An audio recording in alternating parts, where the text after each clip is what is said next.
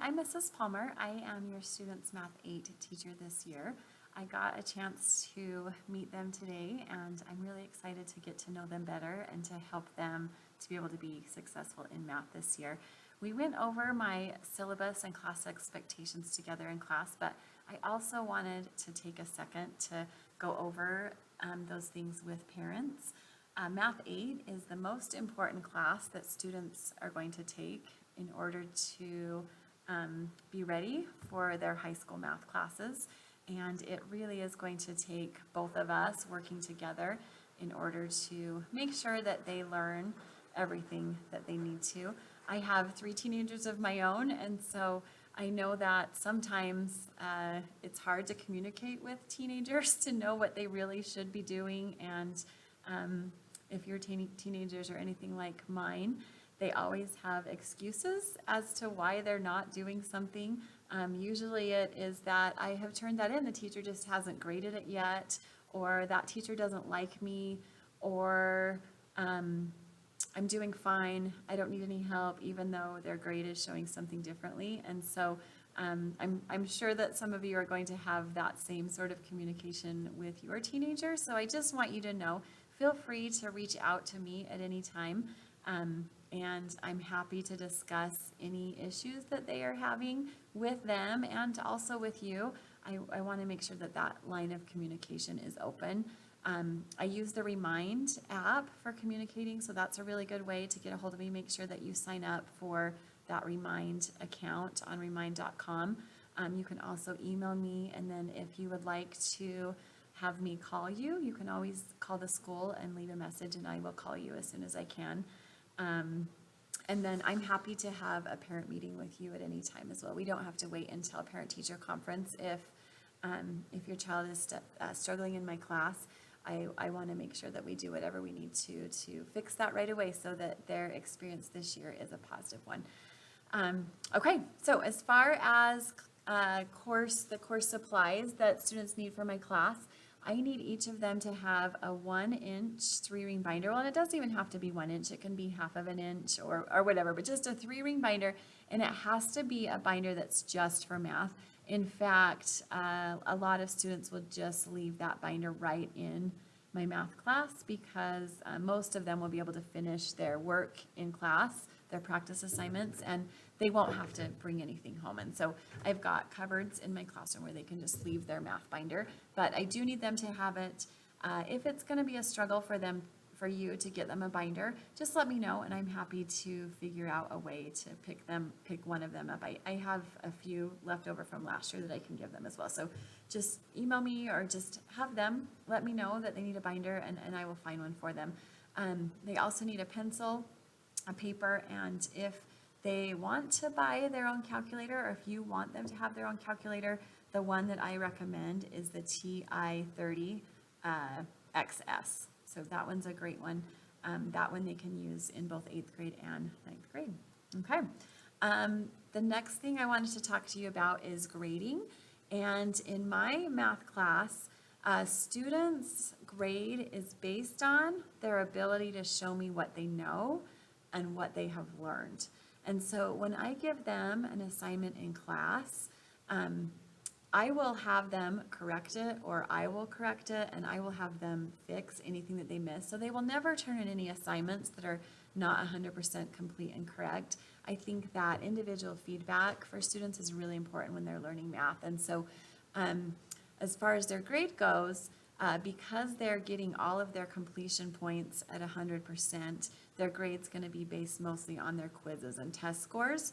And then I also have another category that is a review category, like a cumulative review, because I want to make sure that when students learn something new, that they're able to retain that throughout the remainder of the year so that they can then carry that knowledge with them for the next school year. So my grading scale is here. You can see that because I grade students on just their quizzes and tests, they can always have an opportunity to retake if they do poorly.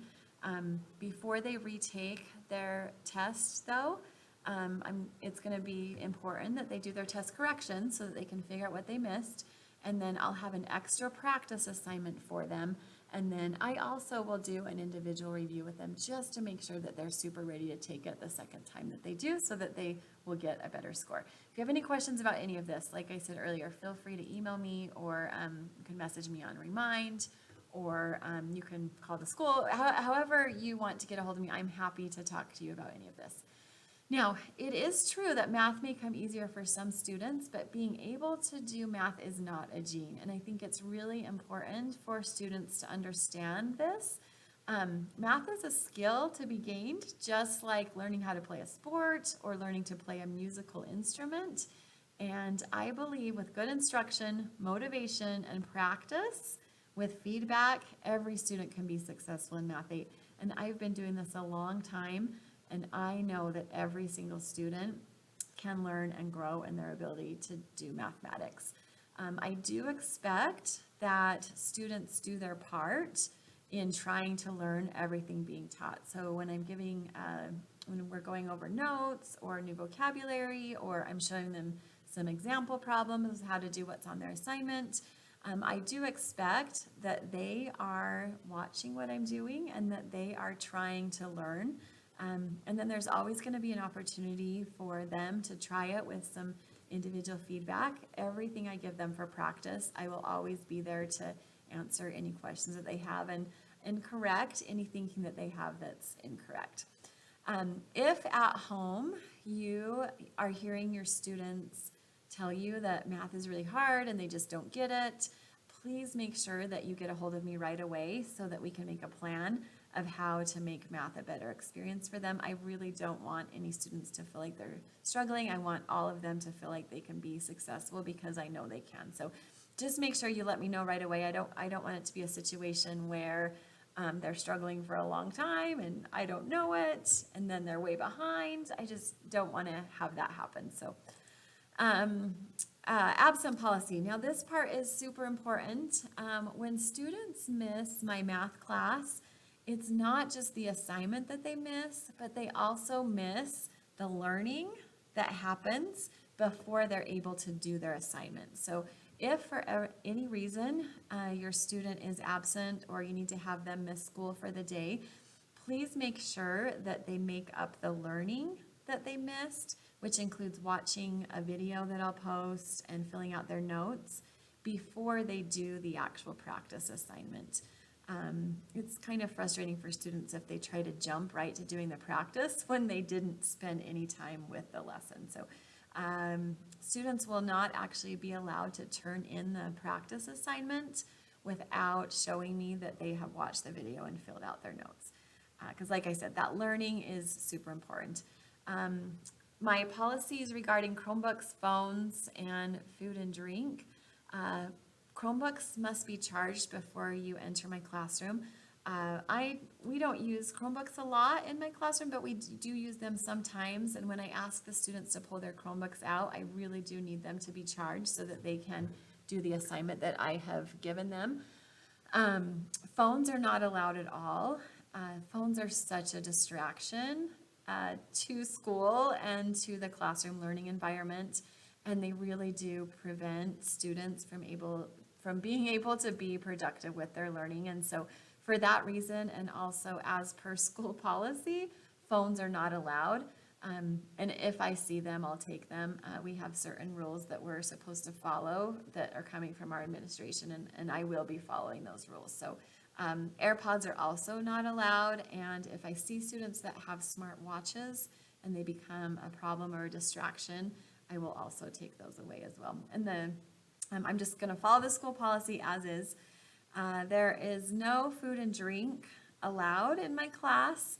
And then the last thing is that our class will follow the school-wide dress code. And so I'm going to send you a link to the syllabus, and on that link you'll be able to read what the dress code is. I'm sure that you have already been notified of that dress code, but that is all. So I just really want you to know that I care about every single one of my students, and I want every single one of them to be successful, and I will do everything that I can to help them.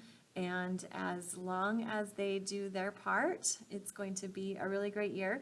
If I'm having any trouble with them, like not behaving in class or not doing what they should be, I will make sure I get a hold of you right away so that we can make a plan.